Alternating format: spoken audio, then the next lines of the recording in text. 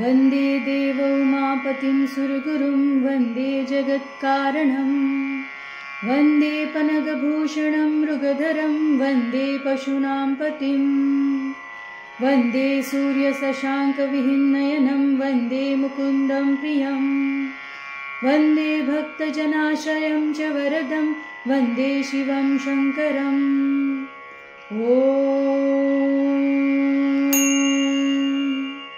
मृत्युञ्जयाय रुद्राय नीलकण्ठाय शम्भवे अमृतेशाय शर्वाय महादेवाय ते नमः।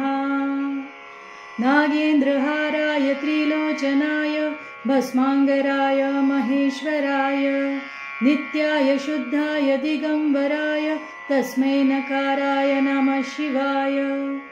यज्ञस्वरूपाय जटाधराय पिनाकहस्ताय सनातनाय दिव्याय देवाय दिगम्बराय तस्मै यकाराय नमः शिवाय।